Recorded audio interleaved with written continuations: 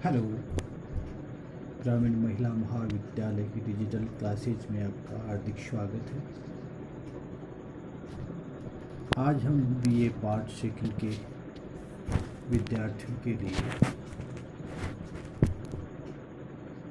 राज्य प्रशासन second paper के अंतर्गत राज्यपाल के संदर्भ में कुछ चर्चा करेंगे। जैसा आपको पता है कि भारत में संसदीय शासन प्रणाली को अपनाया गया है राज्यों के अंतर्गत, इसलिए केंद्र की भांति राज्यों में भी दो प्रकार की कार्यपालिका विद्यमान है। भारतीय संविधान के भाग 4 और अनुच्छेद 153 से 167 तक सभी प्रावधान राज्य की कार्यपालिका से संबंधित किए गए हैं। राज्य की संवैधानिक कार्यपालिका प्रमुख के रूप में राज्यपाल होता है और भारतीय संविधान में प्रत्येक राज्य के लिए अनुच्छेद 153 के अंतर्गत एक राज्यपाल होगा, ऐसा प्रावधान किया गया था। लेकिन संविधान के 7वें संशोधन अधिनियम 1956 में यह प्रावधान किया गया है कि एक ही व्यक्ति 2 या 2 से अधिक राज्यों का राज्यपाल नियुक्त किया जा सकता है। केंद्र शासित प्रदेश में राष्ट्रपति राज्यपाल को प्रशासक के रूप में नियुक्त कर सकता है। अनुच्छेद 154 में प्रावधान किया गया है कि राज्य की समस्त कार्यपालिका शक्तियां राज्यपाल में निहित होगी, जिनका प्रयोग वह स्वयं या अपने अधीनस्थों के माध्यम से करेगा, जहां पर अधीनस्थों का अभिप्राय मंत्रीगण और लोक सेवकों से लगाया गया है। भारत में राज्यों के संवैधानिक प्रमुख राज्यपाल राज्य का प्रथम नागरिक होता है और राज्य सरकार के सभी कार्य राज्यपाल के नाम से किए जाते हैं। जिस प्रकार राष्ट्रीय स्तर पर राष्ट्रपति का पद होता है, उसी प्रकार राज्य स्तर पर राज्यपाल सरकार का संवैधानिक या कार्यपालिका मुखिया या प्रधान होता है।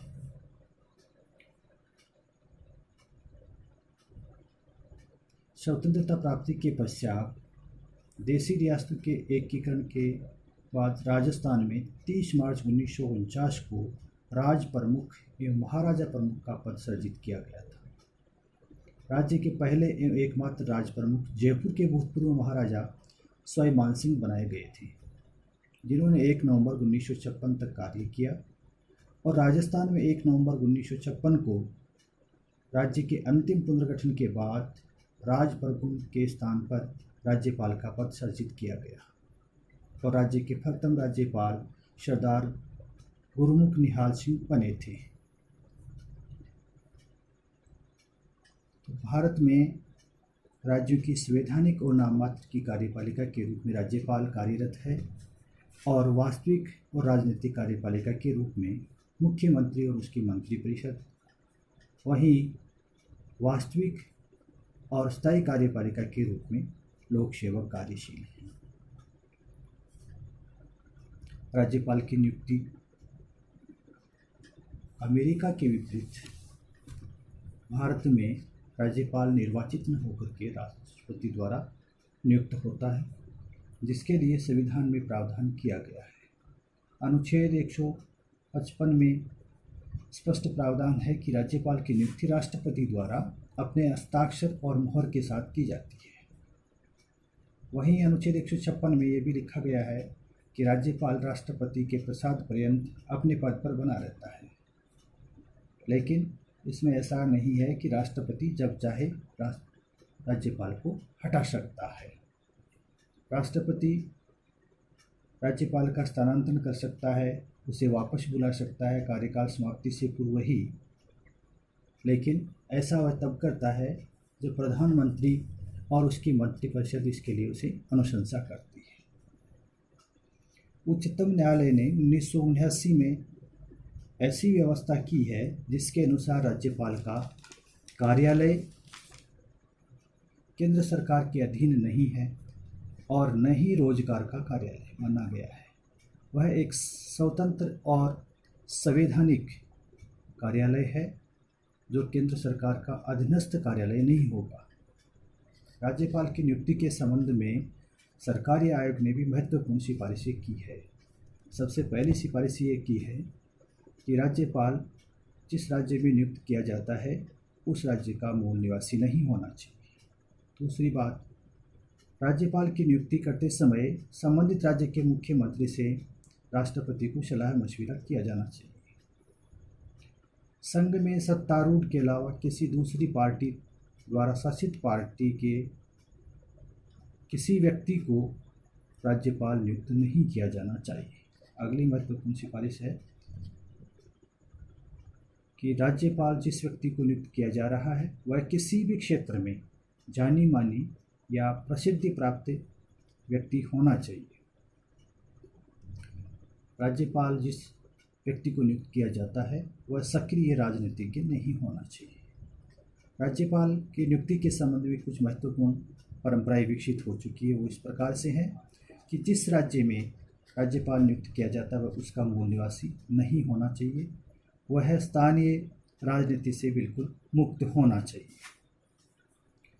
प्राय ये देखा जाता है कि केंद्र में सत्तारूढ़ पार्टी अपने वयोवृद्ध राजनीतिज्ञों को जो बार बार चुनाव हार जाते हैं राज्यपाल के पद पर नियुक्त करते हैं। कार्यकाल के संबंध में अनुच्छेद 156 में प्रावधान किया गया है कि अपने पद ग्रहण करने की तारीख से 5 वर्ष तक राज्यपाल अपने पद पर रहेगा, लेकिन राष्ट्रपति के प्रसाद पर्यंत पद धारण करेगा।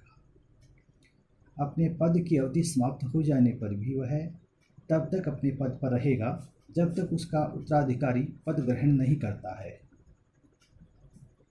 लेकिन भारतीय संविधान में राज्यपाल को पद से कैसे हटाया जाए उसके हटाने की प्रक्रिया का कोई उल्लेख नहीं किया गया है। अर्थात हम कह सकते हैं कि राज्यपाल को हटाने के लिए महाभियोग प्रक्रिया का संविधान में कोई उल्लेख नहीं है।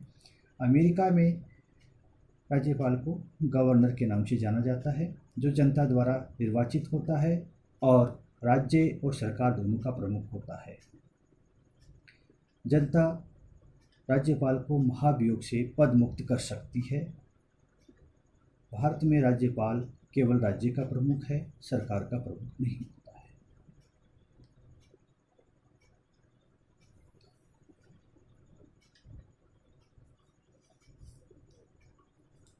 राज्यपाल की योग्यताएं।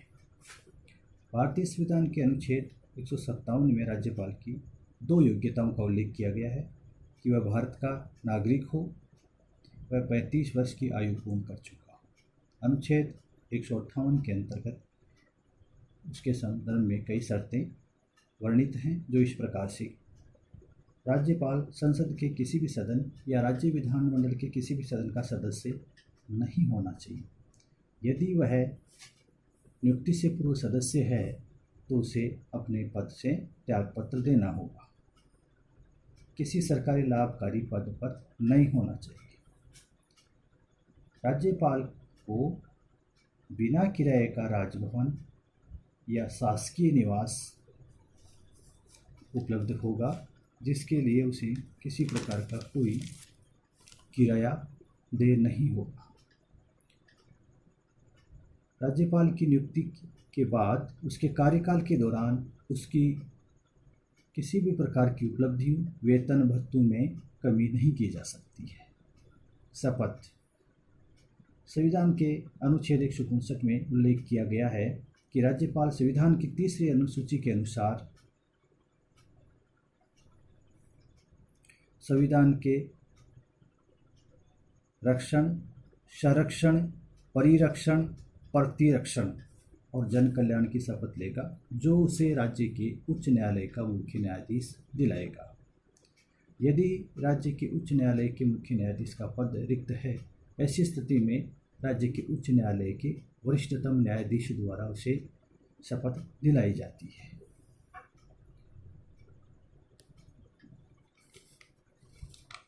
त्यागपत्र। राज्यपाल अपने पद से त्यागपत्र राष्ट्रपति को संबोधित करते हुए दे सकता है। वेतन एवं भत्ते। राज्यपाल के पद की गरिमा के अनुरूप उसे वेतन, भत्ते व अन्य सुविधाएं मिलती है, जिनका निर्धारण संसद कानून बना करके करती है। उसे वर्तमान में 1,10,000 रुपये मासिक वेतन व अन्य सुविधाएं दे है। यदि एक व्यक्ति को 2 राज्यों का राज्यपाल बनाया जाता है तो किस अनुपात में उसे राज्य के द्वारा वेतन दिया जाएगा, इसका निर्धारण भी संसद अधिनियम बनाकर करती है।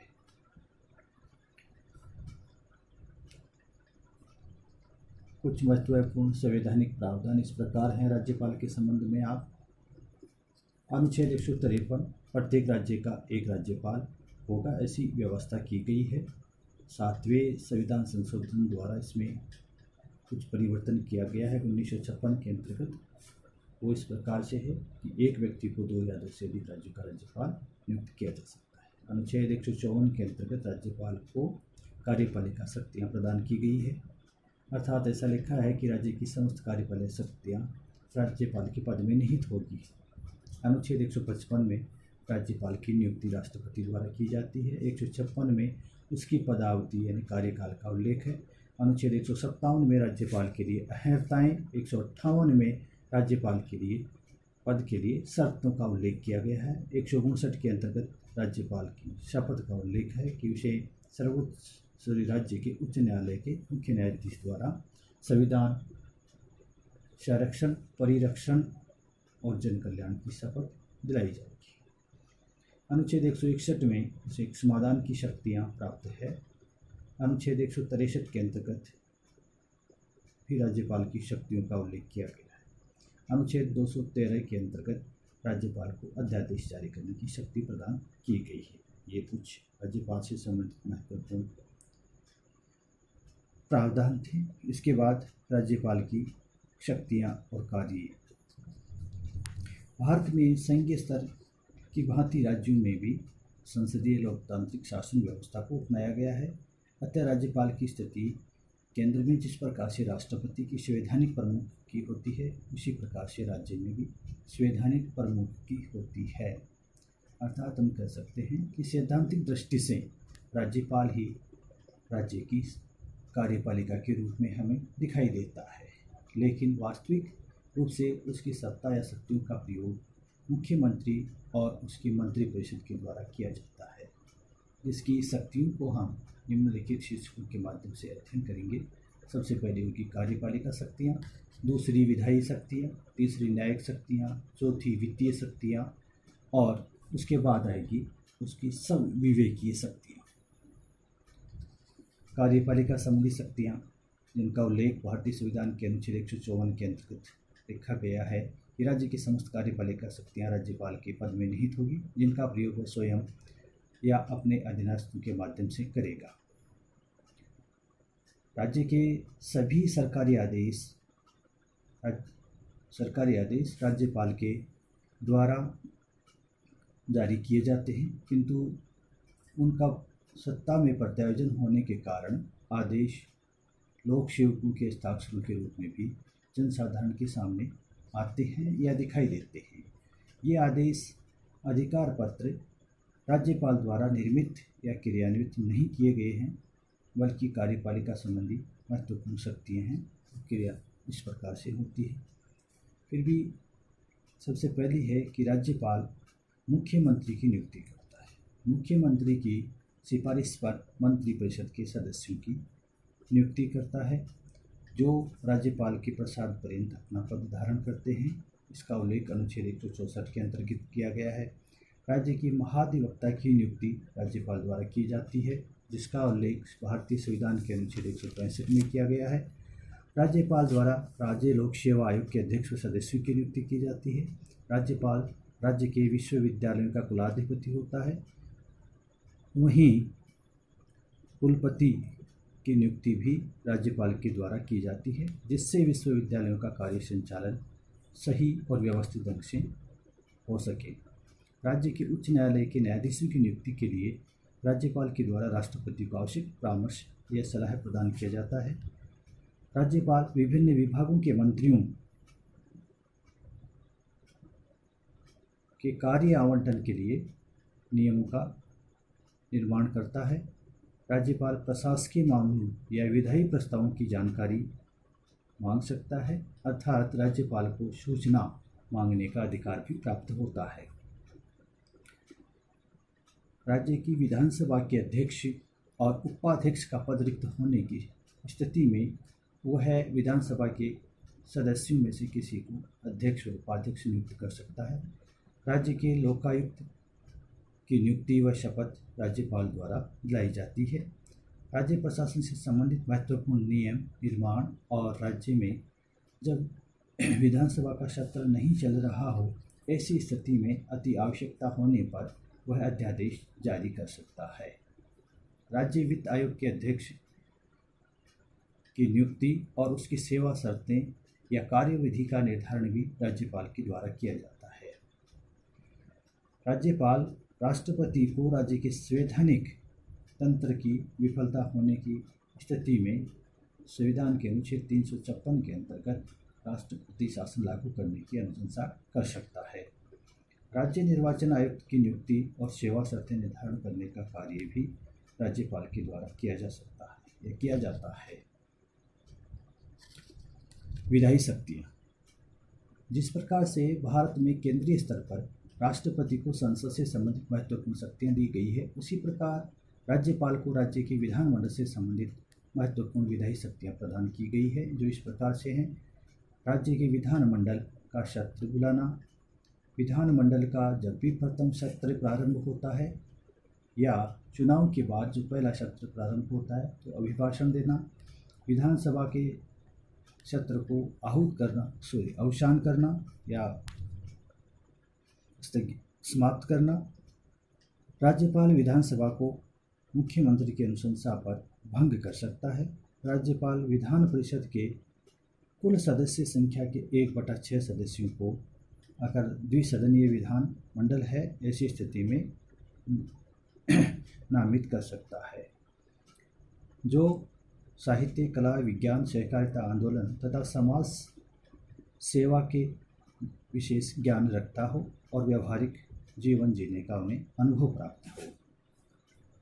राज्यपाल राज्य के लेखों से संबंधित जो राज्य वित्त आयोग द्वारा रिपोर्ट दी गई है और राज्य लोक सेवा आयोग द्वारा जो रिपोर्ट दी जाती है राज्यपाल को, तथा महालेखा परीक्षक द्वारा जो वार्षिक प्रतिवेदन राज्यपाल को दिया जाता है, उन सभी को विधानसभा की समूह प्रस्तुत करता है। राज्यपाल विधानसभा के सदस्यों को शपथ दिलाने के लिए प्रोमेट स्पीकर की नियुक्ति करता है, जो विधानसभा चुनाव के बाद निर्वाचित सदस्यों को या विधानसभा सदस्यों को शपथ ग्रहण करवाता है। राज्यपाल राज्य विधानमंडल द्वारा पारित किए गए विधेयकों को स्वीकृति प्रदान करता है, जिससे कि वे अधिनियम का रूप धारण करते हैं। और राज्यपाल किसी भी विधेयक को अपनी टिप्पणी सहित पुनर्विचार के लिए लौटा सकता है, और वह चाहे तो महत्वपूर्ण या राष्ट्रीय महत्व का कोई विषय है तो उससे संबंधित विधेयक को राष्ट्रपति के विचारार्थ भेज सकता है। लेकिन यदि धन विधेयक है तो उसे पुनर्विचार के लिए नहीं लौटा सकता। जब राज्य की विधानसभा का सत्र नहीं चल रहा है, ऐसी स्थिति में वह अध्यादेश जारी कर सकता है। अनुच्छेद 213 के अनुसार जो नए सत्र के प्रारंभ होने के 6 सप्ताह तक वैध होता है, अर्थात 6 सप्ताह में या तो उसे पारित कर दिया जाता है, अन्यथा वह निरस्त हो जाता है। यदि आवश्यक हो और आंग्ल भारतीय समुदाय के सदस्यों को राज्य की विधानसभा में पर्याप्त प्रतिनिधित्व प्राप्त नहीं होता है, ऐसी स्थिति में वह एक व्यक्ति को विधानसभा में मनोनीत कर सकता है। ऐसे महत्वपूर्ण विधेयक जिन्हें राज्यपाल प्राय राष्ट्रपति की अनुमति या विचारार्थ भेजता है, वो इस प्रकार से हैं। यदि कोई भी विधेयक उच्च न्यायालय से संबंधित हो या उच्च न्यायालय की स्थिति को खतरे में डालने वाला हो, संविधानों के उपबंधों के विरुद्ध हो, राज्य की नीति निर्देशक तत्वों के विरुद्ध हो, राष्ट्रीय महत्व का विषय हो, देश के व्यापक हित के विरुद्ध हो और संविधान के अनुच्छेद 21 के तहत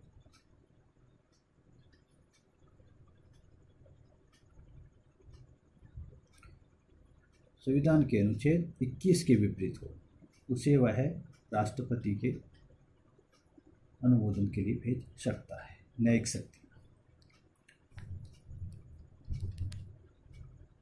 राज्य के उच्च न्यायालय के न्यायाधीशों की नियुक्ति के लिए राष्ट्रपति को राज्यपाल द्वारा मांगा गया परामर्श उपलब्ध करवाया जाता है।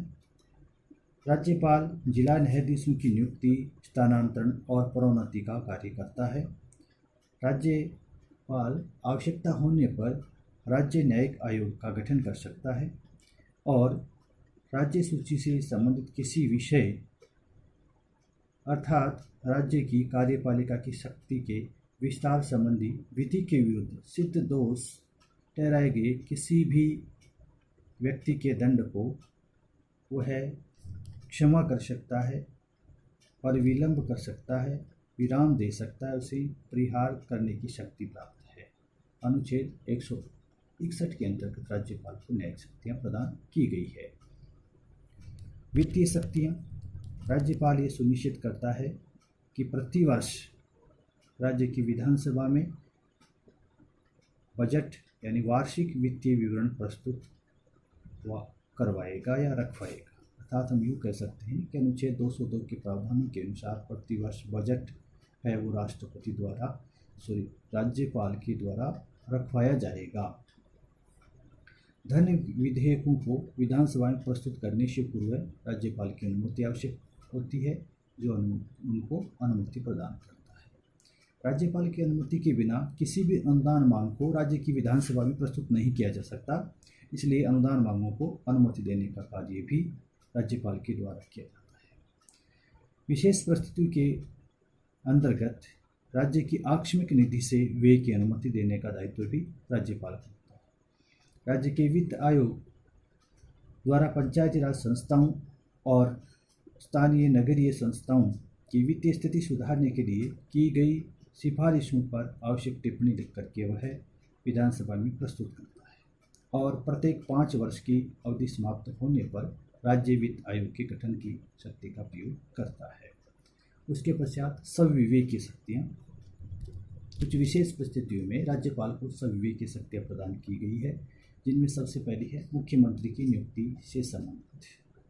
जब राज्य की विधानसभा में किसी भी दल को स्पष्ट बहुमत प्राप्त नहीं होता है, उस समय वह अपनी मुख्यमंत्री की नियुक्ति के संबंध में अपनी सविवेकी शक्तियों का प्रयोग करता है। अनुच्छेद 356 के अंतर्गत राज्य में संवैधानिक तंत्र के संबंध में राष्ट्रपति शासन लागू करने की अनुशंसा या सिफारिश के संबंध में भी अपनी सविवेकी शक्तियों का प्रयोग करता है। राष्ट्रपति के विचारार्थ किसी विधेयक को आरक्षित रखने के लिए भी सविवेकी शक्ति का प्रयोग करता है। मंत्रिपरिषद द्वारा जब विधानसभा में अपना विश्वास मत खो दिया जाता है, उस समय वह दूसरे बड़े राजनीतिक दल के नेता को मुख्यमंत्री पद के लिए आमंत्रित करे या विधानसभा को भंग करे, ऐसी स्थिति में भी वह अपनी सविवेकी शक्तियों का प्रयोग करता है। इसके अलावा राज्यपाल को संविधान के अनुच्छेद 167 के अंतर्गत मुख्यमंत्री से राज्य प्रशासन के संबंध में सूचना मांगने का अधिकार प्राप्त होता है। राज्य की विधानसभा का सत्र बुलाने, स्थगित करने, विशेष सत्र बुलाने के लिए भी राज्यपाल कई बार अपनी सविवेकी शक्तियों का प्रयोग करता है, जो संविधान के द्वारा उसे प्रदान की गई हैं। तो ये राज्यपाल की महत्वपूर्ण शक्तियाँ हैं जिनका वह प्रयोग करता है। इसके अलावा राज्यपाल को कुछ महत्वपूर्ण विशेषाधिकार भी प्राप्त किए गए हैं, जिनका प्रयोग उसके द्वारा किया जाता है। अर्थात सबसे पहला है कि राज्यपाल अपने पद के कर्तव्य का पालन और शक्तियों का प्रयोग करने के लिए किसी भी न्यायालय के प्रति उत्तरदायी नहीं ठहराया जा सकता। राज्य की के अंदर या राज्य के अंतर्गत जब राज्यपाल अपने पद पर होता है तो उसके विरुद्ध न्यायालय में किसी प्रकार का आपराधिक केस या कार्रवाई प्रारंभ नहीं की जा सकती। राज्यपाल को अपने पद पर रहते हुए किसी भी प्रकार से गिरफ्तार नहीं किया जा सकता, न ही किसी प्रकार के कारावास में उसको डाला जा सकता है। पद ग्रहण करने के पूर्व या उसके पश्चात व्यक्तिगत रूप से राज्यपाल द्वारा किए गए कार्यों को नहीं, पद पर रहते हुए राज्यपाल द्वारा किए गए कार्यों के लिए उसे व्यक्तिगत रूप से उत्तरदायी नहीं ठहराया जा सकता है। कार्यकाल के दौरान उसके वेतन भत्तों में किसी प्रकार की कमी नहीं की जाती। तो ये राज्यपाल की महत्वपूर्ण शक्तियों के बारे में अभी हमने चर्चा की है और अगले अध्याय में पढ़ेंगे हम राज्यपाल की राज्य प्रशासन में भूमिका क्या है।